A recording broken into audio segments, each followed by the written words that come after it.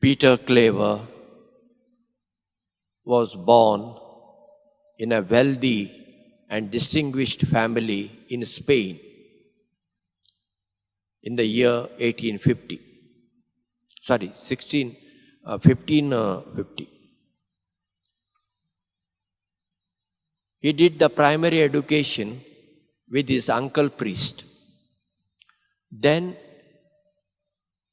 he did his studies, high school studies, at Barcelona in a Jesuit school. And later on, from the University of Barcelona, he obtained a degree. And he joined the Jesuits. While doing philosophy studies, he came in contact with Brother Alphonsus Rodriguez, a very holy person. Later on, he was canonized as a saint. And both of them had a very good friendly relationship. And this Brother Alphonsus told Peter, why don't you become a missionary in South America? Peter Claver prayed over this suggestion and decided finally to become a missionary. He did his theology. He asked the superiors that he wanted to go to South America. But he didn't complete his final exam. The superiors told him, if you don't do this final exam, you cannot be ordained and you cannot take the final vows in the Society of Jesus. Peter Claver was so much engrossed to become a missionary, he thought, what is the use of doing all these studies? Which was, of course, a wrong thinking. His superiors allowed him to go to South America. He went to Colombia with the 3 more Jesuits. There he was appointed to work in the kitchen as a brother, infirmarian, and all other small works. There he discerned his vocation and he decided to become a priest. Then he continued his theology studies and he was ordained 19th of March 1616. And since that day, he started to work among the slaves.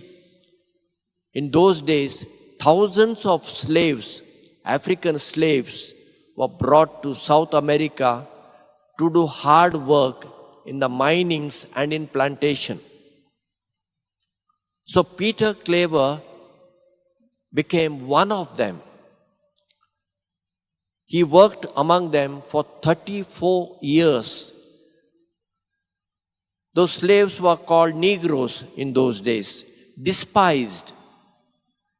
He catechized them, and they had so many different languages and dialects which he didn't know. So he trained few slaves as interpreters and as catechists. And he used to show pictures, images to the slaves and give them instruction about Jesus and Bible and so on. In his 34 years, he has kept a record of how many people he has baptized. Can you imagine? More than 3 lakhs people, slaves he baptized. Of course, with a proper instruction, when they were ready and when he was satisfied with their performance. This angered the merchants who were bringing slaves to South America, because they thought these slaves have practically no soul, and this idiot Jesuit is giving them human dignity, talking about God loves them and all sort of things. Even his Jesuit companions did not appreciate his own work, maybe out of jealousy. And the elite women of Colombia refused to enter the church when Peter Claver celebrated Mass because the slaves were there. These people didn't want to be with the slaves. You see? And this tendency continues here also in Goa and in Basilica. We don't want to sit together because we don't want to associate with other people. We want to remain all by ourselves. Okay, that is a different story. Then, in the year 1650, he got Parkinson's disease. He was helpless. And Jesuits appointed a former slave to take care of him. Instead of taking care of Peter Claver, the best portion of the food this slave ate. Did not take care of him, did not give him bath and all sort of things. But Peter Claver suffered all this silently. Because Jesus suffered silently, he said, I also deserve the same. He died on 8th of September, Nativity of Mother Mary. And when he died, a miracle took place. So many slaves in thousands came. They were mourning and they said, our best friend is dead. They wanted a relic of him to be taken. So Jesuits have to keep the body inside in a locked room. Because they could not control so many slaves. This news reached the government officials. When he was alive, they considered him as a nuisance. He is taking care of those Negroes. But after his death, they realized this man was really a saintly man. So they gave him the state funeral. His funeral was conducted in public with great devotion and with a great celebration. Because of Peter Claver, on 9th of September, that means today, in Colombia, it is celebrated as a Human Rights Day there.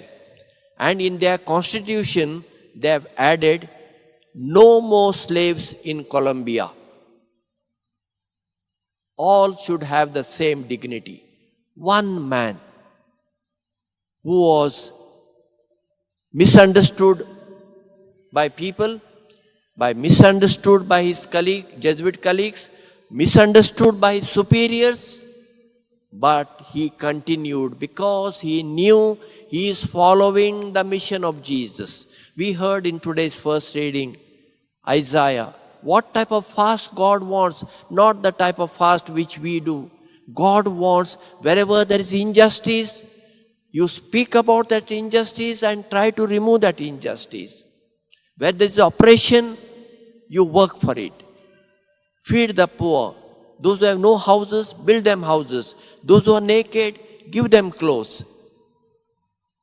And based on this, our judgment will take place. I have said several times, let me repeat today. Our judgment will not take place based on how many masses we attended, how many retreats we attended, how many way of the cross we attended, how many adoration we attended or did, how many rosaries we recited, not based on this. Please read Gospel of Matthew, chapter 25, verses 31 to 46. What does Jesus say? Those who are to his right, I was hungry, you gave me food. I was thirsty, you gave me to drink. I was naked, you clothed me. I was sick, I was in the prison, you visited me. I was homeless, you gave me shelter. Whatever you did to the least of my brothers and sisters, that you did to me. And to those who are on the left, he will say, whatever you have not done to my least brothers and sisters, you have not done to me. Now go to your reward. That is the punishment. And for these people, reward.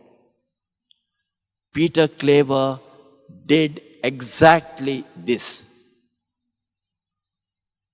So, as we remember Peter Claver, let us pray not only for Jesuit missionaries, all the missionaries who are working under difficult conditions in different parts of the world. They suffer from loneliness, There is no much cooperation from the people, financial difficulties, not even proper food at times, no cook, they have to cook their own food. So many difficulties they face. May God bless all our missionaries and may God's good news may reach to all the peoples.